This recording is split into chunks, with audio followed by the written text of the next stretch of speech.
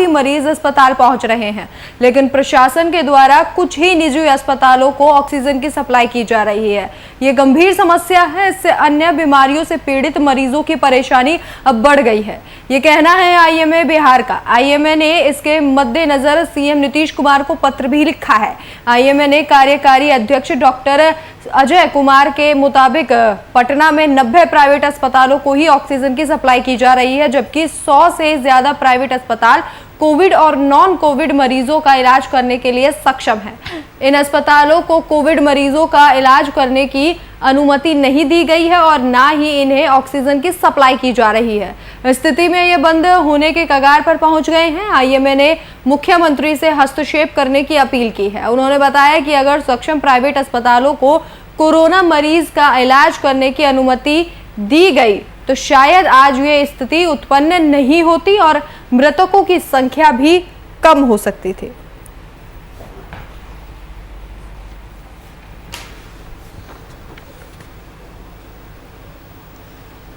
आपको बता दें कि 100 से ज्यादा प्राइवेट अस्पताल कोविड और नॉन कोविड मरीजों का इलाज करने के लिए सक्षम हैं। इन अस्पतालों को कोविड मरीजों का इलाज करने की अनुमति नहीं दी गई है और ना ही इन्हें ऑक्सीजन की सप्लाई की जा रही है। स्थिति में ये बंद होने के कगार पर पहुंच गए हैं।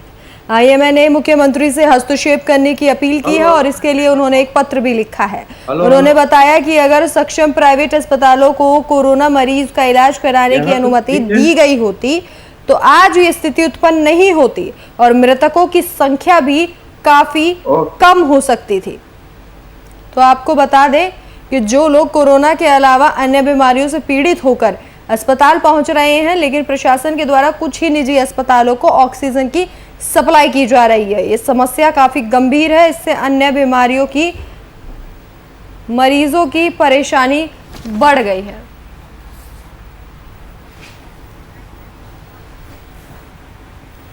तो इस खबर पर ज्यादा जानकारी के लिए हमारे वरिष्ठ संवाददाता शशांक दुबे हमारे साथ लाइव जुड़ चुके हैं। शशांक, जिस तरीके से लगातार आईएमए सरकार को पत्र लिखकर आईना दिखा रहा है, इसी कड़ी में एक बार फिर से आईएमए ने पत्र लिखा और इस बार बताया और इस बार कहा कि मुख्यमंत्री हस्तक्षेप करे क्योंकि मामला बेहद गंभीर है। देखिए राखी, इस बार का मामला अलग है। जो आईएमए ने पत्र लिखा है उसके जो वर्किंग प्रेसिडेंट है डॉक्टर अजय, उन्होंने पत्र लिखा है सरकार को, जिसमें उन्होंने निजी अस्पतालों को ऑक्सीजन सप्लाई करने की बात कही है।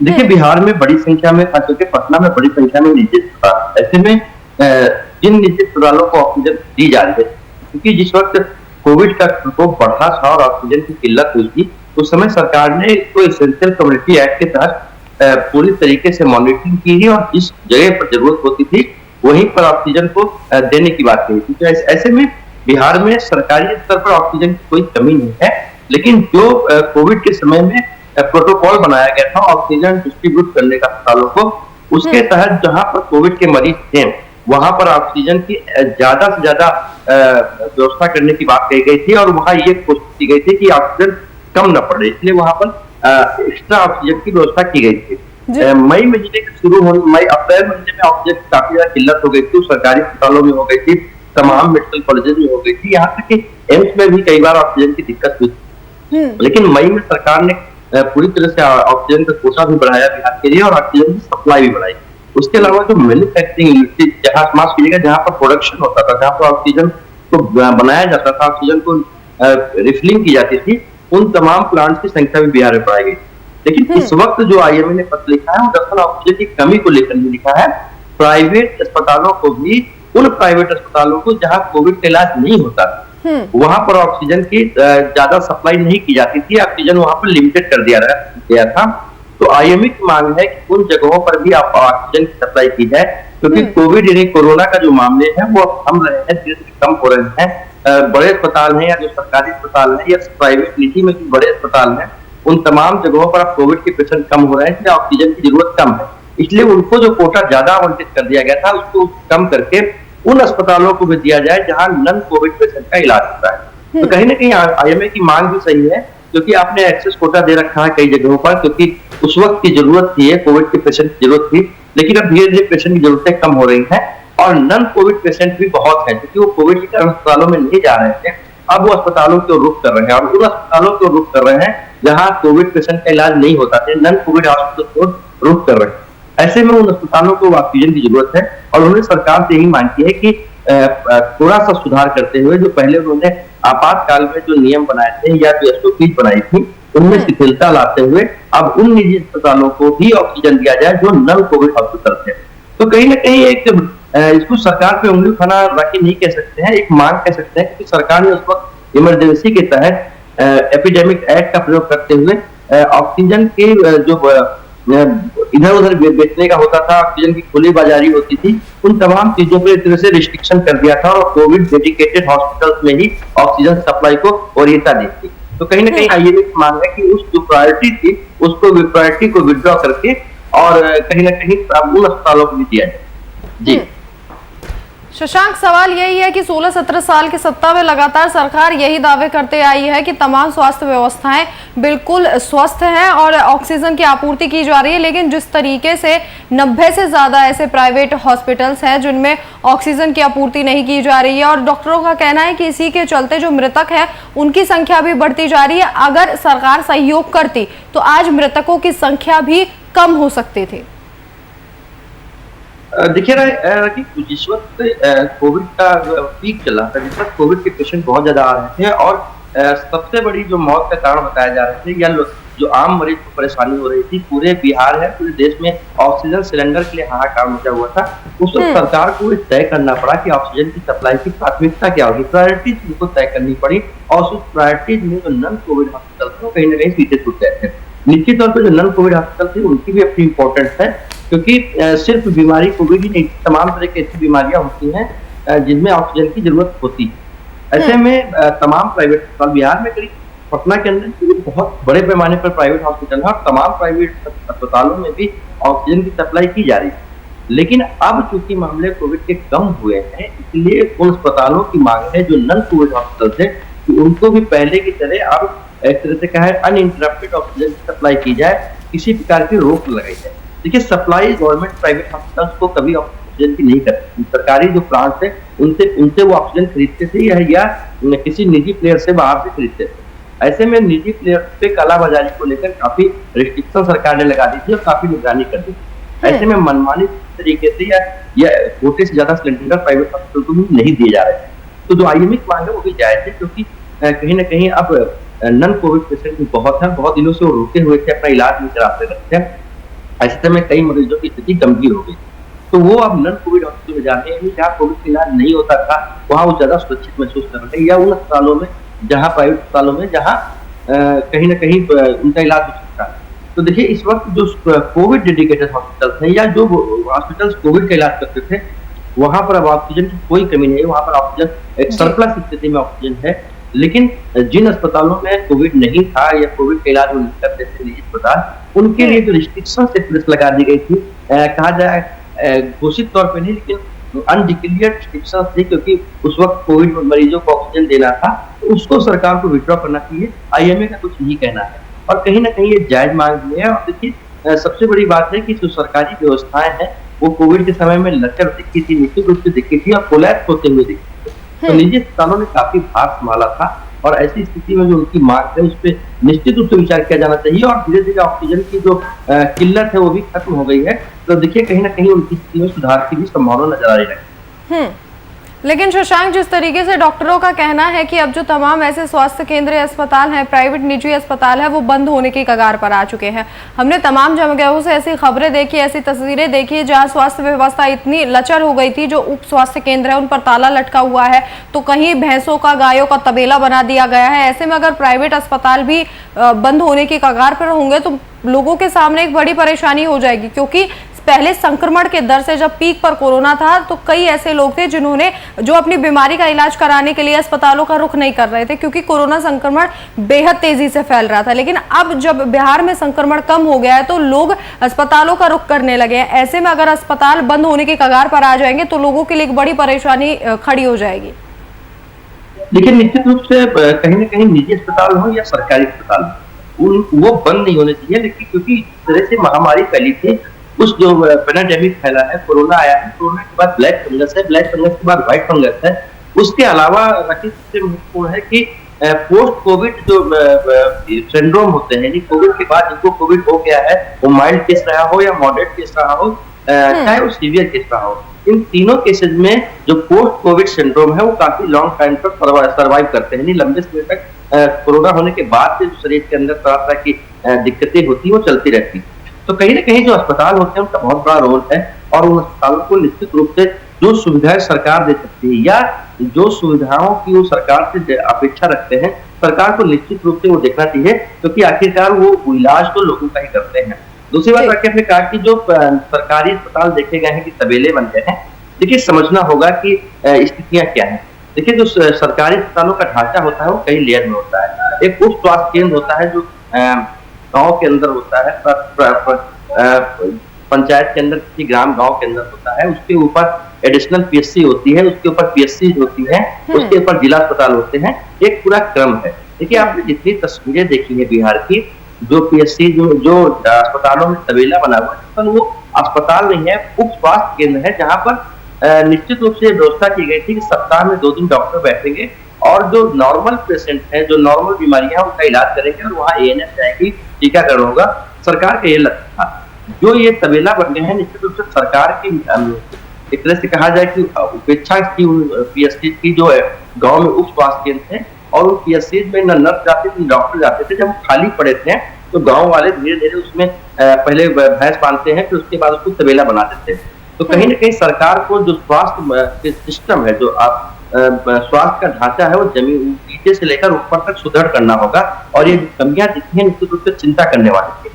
तो सरकार को पूरी स्वास्थ्य व्यवस्था में, चाहे वो निजी क्षेत्र के हो चाहे वो सरकारी क्षेत्र हो, दोनों सेक्टर्स पे ध्यान देना होगा, क्योंकि जब पेंडेमिक आई है तो देखा गया कि सरकार बिल्कुल शशांक, फिलहाल समय ये है कि चाहे वो निजी अस्पताल हो या सरकारी अस्पताल हो या उप स्वास्थ्य केंद्र हो, तमाम तरह की स्वास्थ्य समस्याओं पर सरकार को अब ध्यान देना होगा, क्योंकि चाहे कोरोना संक्रमण की दर घटती जा रही है, लेकिन फिर भी कोरोना संक्रमण के साथ साथ अब ब्लैक फंगस का खतरा भी मंडरा रहा है। मेरे साथ चर्चा के लिए आपका बहुत बहुत शुक्रिया।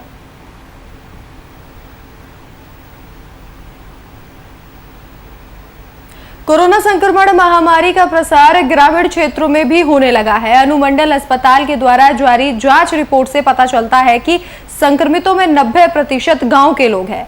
कहने को तो गांव में संक्रमण की रोकथाम के लिए सरकार की ओर से बड़े बड़े प्रयास किए जा रहे हैं, लेकिन हकीकत कुछ और ही बयान कर रही है। कोरोना संक्रमण पर नियंत्रण के लिए 1 जून तक लॉकडाउन की अवधि बढ़ा दी गई। इसके बाद भी गांव में शादी विवाह श्राद्ध कार्यक्रम में लॉकडाउन के नियमों की अनदेखी होती है।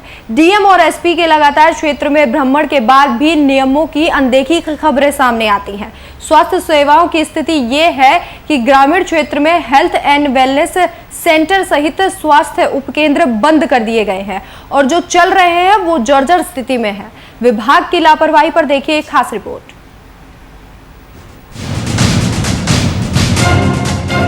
बिहार की बदहाल स्वास्थ्य व्यवस्था, उप स्वास्थ्य केंद्रों का खस्ता हाल, अस्पताल का उपचार कीजिए सरकार। बीमा स्वास्थ्य केंद्रों की दवा क्या है? देखते रहे बिहार की हालत क्या हो गई सरकार। ये लाइन राज्य की स्वास्थ्य व्यवस्थाओं पर एकदम सटीक बैठती है। वीआईपी न्यूज हर रोज बिहार की किसी न किसी हिस्से के स्वास्थ्य उपकेंद्रों की तस्वीरें दिखा रहा है। स्वास्थ्य उपकेंद्रों की हालत पर सरकार है कि कुछ बोलने कुछ करने को तैयार ही नहीं है। यहाँ तक कि लाख शिकायतों के बाद भी सुनवाई नहीं होती है। तस्वीरें किसी एक जिले की भी हो तो मामला सुलझ भी जाए, लेकिन हर बार जिले प्रखंड का नाम बदलता है और तस्वीरें एक जैसी रहती हैं। इन 5 तस्वीरों को देखिए जो अपनी हालत खुद बयां कर रही हैं। पहली गोपालगंज की तस्वीर है, जहां उपचार केंद्र में मवेशियों को चारा डाला जा रहा है। दूसरी तस्वीर भी बिल्कुल गोपालगंज की तरह ही है। ये बेतिया का स्वास्थ्य उपकेंद्र है, जहां पशुओं की देखभाल की जा रही है। तीसरी सीतामढ़ी, चौथी मोकामा और 5वीं वो तस्वीर है जिसे खुद राजद सुप्रीमो ने ट्वीट कर बिहार सरकार को आईना दिखाया है। लालू यादव ने ट्वीट कर कहा है कि यहाँ तो कोरोना भी आकर मर जाएगा। बिहार की बदहाल स्वास्थ्य व्यवस्थाओं की इन तस्वीरों पर आखिर सरकार कब जागेगी, ये सवाल हमारा नहीं है बल्कि आम जनमानस का है, जो महामारी की इस लड़ाई में अपने द्वारा चुनी हुई सरकारों के मुंह को ताक रही हैं कि हमारी सरकारें हमारे लिए कुछ करेंगी। कोरोना की ये जंग अभी और लंबी चलेगी, तब तक तो सब राम भरोसे ही है। News desk, VIP news.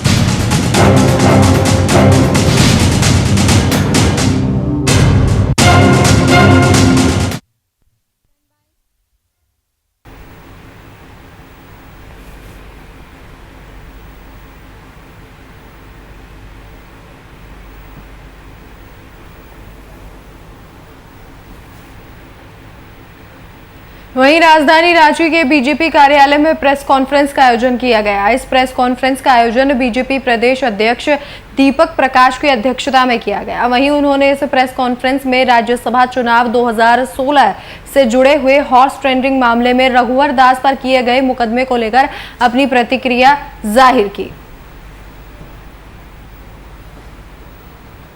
UPA गठबंधन की सरकार की हेमंत सोरेन जी की सरकार आई है, तो उस जांच में कुछ नहीं था, तो नए धाराएं डाल करके और नए षड्यंत्र करके उस केस को राजनीतिक शत्रुता एनिमिटीज का एक सुधारक उन्होंने दिया है। मैं इसलिए कह रहा हूं कि अब सब कोई जानते हैं कि भारतीय जनता पार्टी को न्यायालय पर पूरा विश्वास है, कानून पर पूरा भरोसा है और हम न्यायपालिका और कानून के रास्ते में अवरोध करने वाले लोग न्यायालय में दूध का दूध और पानी का पानी होगा, ये मैं मानता हूं। लेकिन जिस प्रकार से राज्य की सरकार का चरित्र है उसको मैं उजागर करना चाहता हूं। आप सब कोई जानते हैं ये कानून के संदर्भ में जो पीसी एक्ट अलग से लगाया गया है यहाँ, जिसको प्रिवेंशन ऑफ करप्शन एक्ट कहते हैं, उसमें सीधी सी बात है कि जो क्राइम कमिटेड होता है, जो क्राइम हो चुका है, उस पर ही पीसी एक्ट की धाराएं लगती हैं। रांची वासियों के लिए गुरुवार का दिन खास रहा। हम कोरोना पर विजय के करीब पहुंच गए हैं।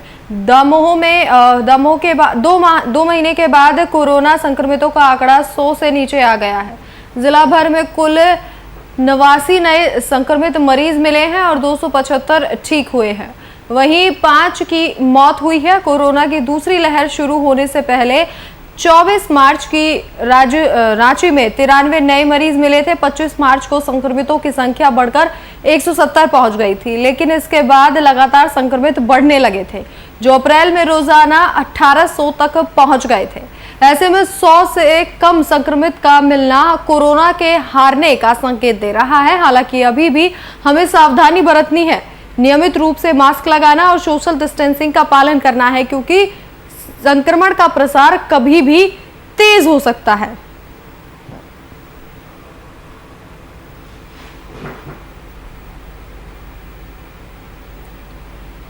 तो लगातार जिस तरीके से झारखंड में सरकार ने उचित फैसले लिए हैं और उन्हीं का असर है कि अब राजधानी रांची में भी मामले कम आने लगे हैं। जिस तरीके से लगातार खबरें सामने आ रही थी कि रांची से सर्वाधिक मामले सामने आ रहे हैं, ऐसे में एक अच्छी खबर गुरुवार को सामने आई है, जहां पर 89 नए मरीज और 275 लोग डिस्चार्ज हुए हैं, जो रांची के लिए एक बेहद अच्छी और सुखद खबर है। क्योंकि लगातार जिस तरीके से कहा जा रहा था कि राजधानी रांची में ही सबसे ज़्यादा मामले कोरोना के सामने आ रहे हैं।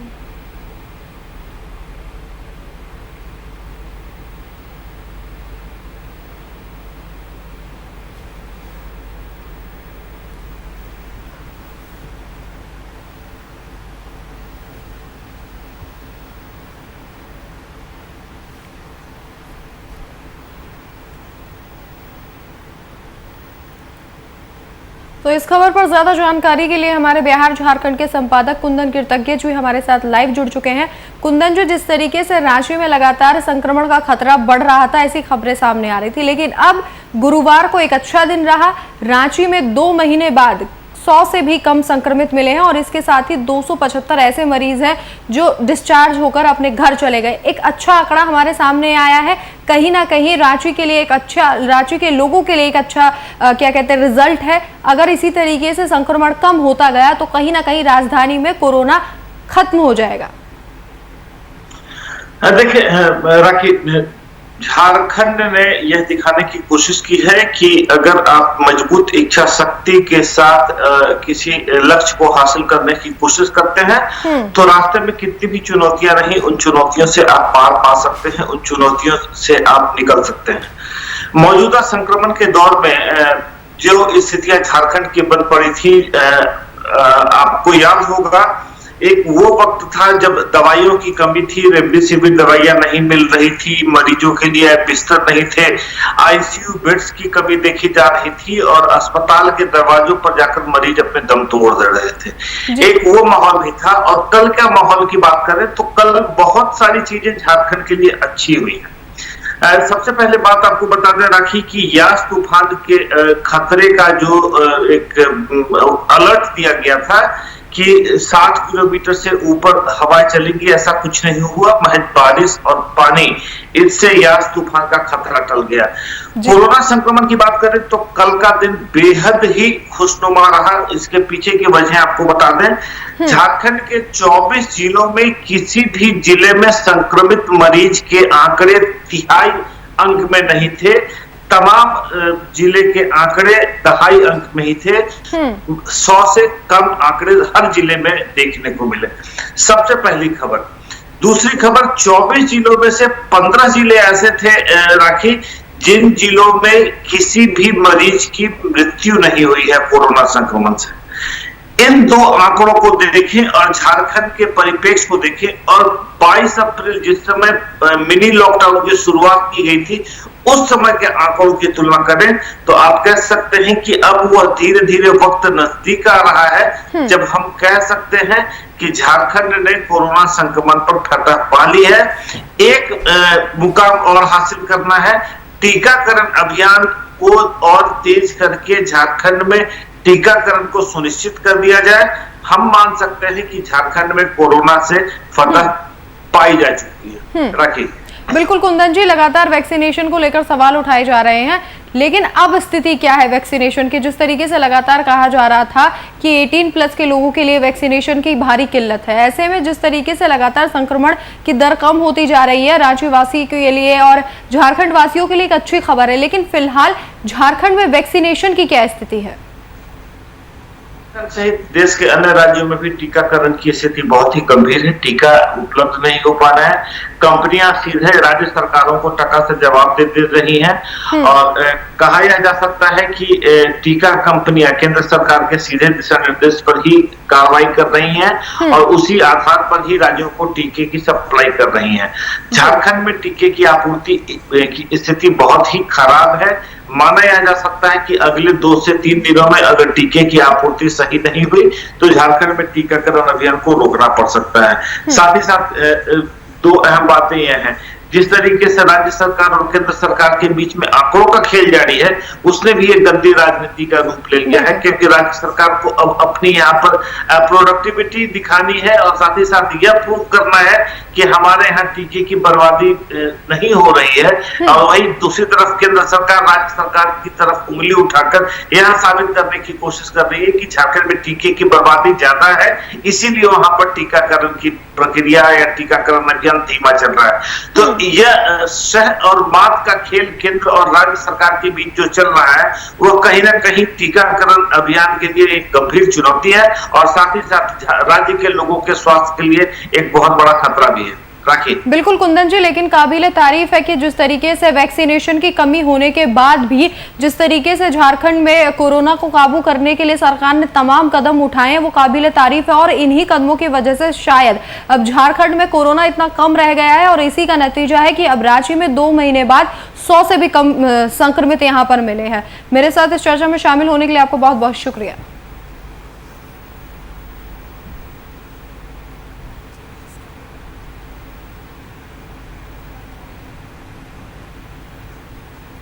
फिलहाल इस वक्त के बुलेटिन में मेरे साथ इतना ही। देश और दुनिया की तमाम बड़ी खबरों के लिए देखते रहिए VIP न्यूज़। नमस्कार।